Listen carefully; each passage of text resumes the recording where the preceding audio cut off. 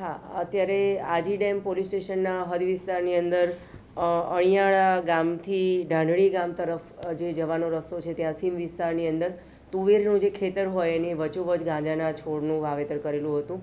અને અમારા Aji dam police સ્ટેશનના થાણા ઇન્ચાર્જ શ્રી એ બી જાડેજા સાહેબ અને એમનો ડિસ્ટાફ જે છે એમની આ સારી કામગીરીના લીધે આ શોધી કઢાયું છે. આ જે છે એનું કુલ જે વજન 380 કિલોગ્રામ 223 કિલોગ્રામ થશે અને 1,11,00,000 રૂપિયાની એનો મુદ્દામાલ થશે અને એક મોબાઈલ.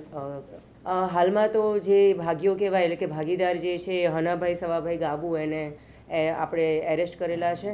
અને જે ખેડૂત જે છે એટલે કે માલિક જે છે એનું ઇન્વોલ્વમેન્ટ કેટલું છે એ હજુ તપાસમાં જારી છે. હાલની જે પ્રાઇમરી પૂછપરછ જે છે એ દરમિયાન આ જે હનાભાઈ જે છે એ પોતે 1.5 વર્ષથી આવી રીતે ખેતી કરતા હતા અને એમના કાકા જે છે ચોટીલાના એમના તરફથી એમને આ વાવેતરની પ્રેરણા મળી હતી. હા, એ જે એમનો ગુનાહિત ઇતિહાસ છે એ હાલમાં તપાસ કરી રહ્યા છે. અત્યારે ચોપડા ઉપર કોઈ નોંધાયેલ નથી. ના, એ પણ હજુ આપણે તપાસ કરીશું, કારણ કે જે રીતે નશામુક્ત ગુજરાતનું અભિયાન આપણે ચલાવી રહ્યા છે એના હેઠળ સ્પેશિયલ ઓપરેશન ગ્રુપ અને તમામ થાણા ઇન્ચાર્જને સેન્સિટિવ કરવામાં આવ્યા છે. એટલે માનનીય પોલીસ કમિશનર શ્રી અને અમારા ડીજીપી શ્રીની સૂચના હેઠળ રોજે રોજ આવી રીતે અલગ અલગ મોડેસ ઓપરેન્ડીથી જે પણ ખેતી કરતા હોય કે વેચતા હોય તો એના માટે આપણે કામ કરી રહ્યા છે.